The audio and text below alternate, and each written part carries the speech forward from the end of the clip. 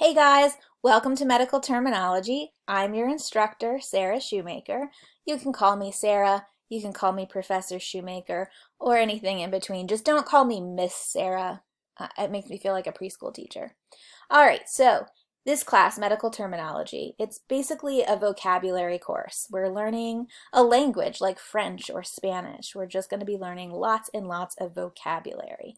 And it's not vocabulary or a language that's spoken in another country per se. It's language that's specific to a profession or a career, which is those in healthcare. So it's actually really a neat course. When you leave, you will leave having a much better understanding of things doctors are saying about you as a patient, or if you work in healthcare, what people are saying around you. You'll be able to communicate much better. So the things you need for the class: you need the textbook, which is Medical Language by Susan Turley. It's the 4th edition of the textbook. And if you buy it at the bookstore, it will come bundled with the online access code for Pearson MyLab, for the My Medical Terminology Lab, which is where all your homework will be.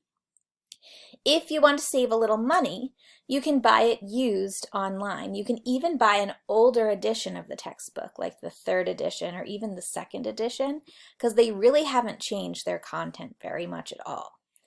If you buy the textbook used on Amazon or online somewhere, then you will want to buy the access code directly from the website, the Pearson website, and I will give you instructions for doing that.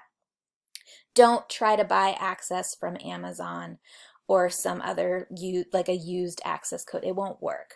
The access code will be for the 4th edition of the textbook, but again, like I said, they haven't changed that much. Also, the access code comes with access to the e-textbook, the online textbook. So you could just opt for the access alone and not buy the physical textbook. The access code separately by itself is, I think, about $80, just for planning purposes. Other things that you want for the class, I would say, are organizational tools. So I will be providing printed notes for you. So you'll want a way to organize those, either like a binder or some folders. And since it's a vocabulary course, you're really gonna want something to practice that vocabulary. And flashcards, while boring and tedious, are the best proven way to learn vocabulary. So these can be physical flashcards. You can make them on index cards or even little slips of paper if writing really helps you to cement stuff in your head. Or it could be an app or a website. And the nice thing about that is then you always, like you have it on your phone, you always have your flashcards with you, and you can like practice them like while you're going to the bathroom or something. So Quizlet is a good vocabulary app or flashcard app that I recommend. Another thing about Quizlet is you also have the option of printing the flashcards. So if you use Quizlet, you could have both the physical form of the flashcards and printed ones, and the app where you can use the study games. So it's very versatile in that way. Since this semester we are fully online, internet access is more important than ever, so you will want to make sure that you have good regular access to the internet. The 2 most important websites for you to maybe bookmark on your computer are the student email, which is your Outlook webmail, and that's going to be your nccc.edu email account, and that is how the college will officially communicate with you. All of your instructors, all emails about classes will go to that email address. So it's important that you check that email address daily for any updates, any news. The other one is Blackboard, and Blackboard is the website that is the platform of all of the online courses at North Country. So you'll access, all of the videos. You're there right now watching this video. And you will access all of your assignments, tests, grades, everything will be posted there. So you will want to probably bookmark that site as well. Both of those sites are monitored by our internal IT, Informational Technology Department. So if you need help, if you're having trouble logging in or the website's not working for you for some reason, you'll want to contact helpdesk@nccc.edu. Another thing that has to do with internet, since we will be communicating so much back and forth via email this semester, I just want to go over some good email etiquette. This is just a good professional habit to start. And a lot of times, you know, like I have two teenagers in high school who their sole form of text communication is text messaging. And that's a very different sort of etiquette and different sort of writing format. And so when you are composing emails, it's important to do it professionally. And so some key tips that I have for you when you're communicating via email with anyone, really, but especially in a professional or academic setting, is these three things. Make sure it contains a salutation and a closing. So a hello, hi, dear, whatever. And then at the end, thank you, best wishes, sincerely. That throughout the email, you make sure you use proper pronunciation, or not pronunciation, punctuation and spelling. So make sure you capitalize the first letter of the sentence, that you use periods, that you spell things out and don't use like acronyms. And then also that your language is polite and friendly, so that you come off as polite and friendly. Because as we all know, probably just even from text messaging, so much can be lost in writing, that you want to make sure your tone comes through in an email and that it comes through positively. So I have some examples here of how to, ask a professor if the tests have been graded yet, the sort of polite way to do it, and the sort of text message not so polite way to do it. So just practice that. When you email me this semester, practice using these etiquette tips, and also hold me accountable, because sometimes I forget. I'm a text messenger too. And so feel free to call me out if I am not sticking to my own rules here. And now for the meat and potatoes, which is how the class is graded. So this is a nice little pie chart showing you the proportion of your grade that comes from the different areas of the class. So I try to add a lot of different components in the grade, so that your grade is not just based on tests or tests in a final exam. So there is going to be an attendance grade, there will be a homework grade, quiz grade, a test grade, and a final exam grade. So let's start with the attendance and participation grade. You may be thinking, this is an online class, how are we doing attendance and participation? Well, we will have a live weekly review session. So the lectures for each chapter will be recorded and put on YouTube, and you will watch those videos whatever time is good for you. But we will also have a weekly session where we all log in together and we get to know each other, and we do review activities, and you have an opportunity to ask questions. So there will be two options to choose from. I will poll all of you for your availability, and I'll set up two options for live sessions, and you can pick which one you want to attend each week. I know that things come up, people get sick, people forget or oversleep, whatever. Things happen, and so there might be some weeks where you miss attending, and I do give you some leeway there. So everyone has 3 free absences, and out of 15 weeks, that means that if there's 15 times you need to attend, 3 free absences, that means 12 times that you have to log in over the course of the semester and engage with me and your classmates. Not too bad, and you get a little 5% of your grade based on that. The next component of the grade is the homework, and the homework is all online through this publisher website called My Medical Terminology Lab. And these are assignments. There's about 8 or 9, I think, assignments per chapter, which means per week.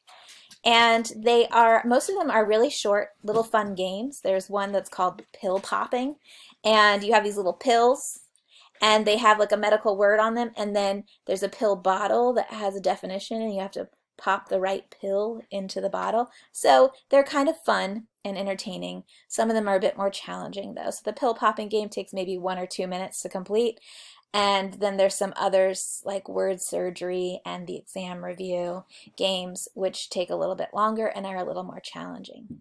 For all of these activities, you have unlimited attempts to retry them to get 100. So I really encourage you to aim for getting 100 on your homework, because that's 10% of your grade right there that you can have 100% on. Homework is always due on Wednesdays, and it's always due by midnight on the Wednesday. I don't give extensions for homework because the homework is all available up front. You can get ahead, so there's no reason for you to fall behind. So I won't give extensions, but I will accept late work. The late work is automatically accepted for half credit, so for 50% credit. So if you get 100, it shows up as a 50%, which sounds really low, but a 50 is much better than a 0. So I encourage you to still do your work late because you also benefit from that practice. I will also drop one low homework grade, so you have one sort of get out of homework free card this semester. Quizzes. Quizzes are doing them a very different way this semester with being online. So hear me out on the quizzes here. Thursday is going to be quiz day. You will sign up for a time slot, and every Thursday you will log in to Blackboard Collaborate, which is kind of like a Zoom call, and it'll be you and me face to face, and I will be orally quizzing you. The quiz is 3 parts. I'm testing 3 things: your ability to pronounce words correctly, your ability to spell words correctly, and your ability to define words correctly. So the pronunciation and spelling components will be based on a list of 10 words that you will be provided. So you just study those 10 words, how to pronounce them, how to spell them.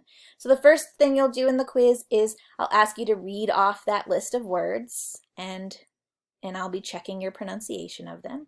Then I will ask you to actually close your eyes, to blindfold, so that I can see that you're not cheating and looking at the list of words. And I will give you 5 words from that list and ask you to spell them. And you will orally, verbally spell them out. And then lastly will be the vocabulary part. You will also be given a list of vocabulary word parts to study for each chapter. Sometimes up to about 100 words, 100 word parts to practice. But I will quiz you on 10 of those, and you won't know which 10 I'm going to quiz you on. So I'll just have my own flashcards. I'll put it on the screen, and I'll say, what does cardio mean? And you will tell me, oh, that means heart. And I'll check you as correct, etc. So you'll have 10 flashcards that you are defining for me. And that's the quiz. It'll be live. The first quiz, chapter 1, we're going to do all together as a group, and it will be for practice because I think that this style might be a little bit anxiety inducing. In the first one, you're going to be nervous. So the first one, we won't count. We're just going to do it all together so you can kind of get a feel for it. I won't give extensions on quizzes. Thursday is quiz day. If you can't make a time slot on Thursday, then you miss the quiz that week. Now, if you have a morning time slot and you need to change it to an afternoon time slot one week, that's fine. I can be flexible, but Thursday is the day. I will drop the 2 lowest quiz grades at the end of the semester, so if there's a couple of Thursdays that you just can't make it work, that's fine. You won't have a penalty. And the tests. The tests are going to be frequent. That's because I found that chunking the information into small chunks, 2 chapters, 2 chapter units, has worked best in the past. So we will have a test every other week, but it will only be covering 2 chapters. And the tests will be multiple choice and short answer questions. They'll be in Blackboard. The test days, I think, are Mondays. And so you'll need to mark your calendar for those Mondays and find a time for 2 hours where you can guarantee that you'll have, uninterrupted time to sit and take a test. You can take it at any time throughout the day. So you'll have a 24-hour window that you can log in. But once you start the test, it will be timed. You will have a set amount of time to finish it. You can't leave and come back. So that's something to think about for test days, to go ahead and mark your calendar and make sure you can find time. It can be at 6 in the morning, it can be at 6 at night, it can be at 2 in the morning, whenever. Whatever time works for you, you set aside. And the final exam will also be on Blackboard, similar format. You'll have a 24-hour window. It will be timed once you start. It is comprehensive. I always do a comprehensive final, meaning it covers the entire course. so chapters 1 through 13 of the textbook. And it will likely be 100 multiple choice questions, but I might change that. Other things that are important to know, policies that if you have accommodations like an ADA or 504 plan, you need to get that set up with Cami Sheridan. Her email address is csheridan@nccc.edu. I can only give accommodations like extended test time for people who have the paperwork on file. Another thing I recommend to everyone is to get tutoring. Tutoring works best if you start it at the beginning before you need it, and then get rid of it if you don't, rather than waiting until you're failing a course and then getting a tutor is less successful. So I do have a link on the Blackboard page to get a tutor. You can sign up through the LAC, our Learning Assistance Center, and they are great. They have online tutors and also in-person tutors.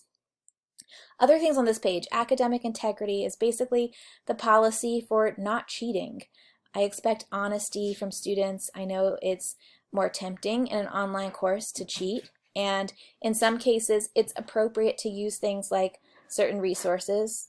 Some instructors encourage you to use your textbook or use, to do some online research to answer like essay questions or something. But it should be pretty clear what the line is between cheating and using your resources, and crossing that line is where academic integrity comes in. So I have a very zero tolerance policy for cheating. You will fail the course, not the assignment, if you are caught cheating, like on a test. The COVID policy I will have to send you separately, but this is going to be the rules for coming onto campus. So the library and the Learning Assistance Center will have in-person hours, so you can use internet and meet with tutors, print things in the library. All right, so I will send you what the policy is for that. Make sure you're wearing a mask. I think you have to take a health screening, like a health survey before coming to campus. The Title IX and diversity inclusion policies are really about respect. There's a zero tolerance policy for sexual harassment on campus, and I'm a mandatory reporter, so if you experience sexual harassment, I report it to our Title IX officer, who will keep it completely anonymous, but can help you find resources and help you deal with that harassment. So don't let it happen. Don't let it continue. If it happens to you, say something. And the diversity inclusion policy is really just the fact that it's really important to respect other people, respect their different beliefs and their identities, and to be inclusive of that. And I also try to build in sort of some diversity elements into the course as well, learning about maybe health conditions that affect certain populations, or some medical terms that pertain to different identities, etc. And then lastly is the instructor's academic right, which is basically that I'm the boss and I can change any of this at any time if I so choose. I tend to be very organized and a little bit type A, so I set out my syllabus and that is my goal to stick to. So it's very uncommon for me to make any significant changes, but little things might change, like maybe some dates of things, or I might change like the percentages of the grades, but I will always let you know of any changes. Okay, so that being said, you are now ready to proceed to the rest of the course. If you have any questions at any time, please don't hesitate to reach out to me. Bye.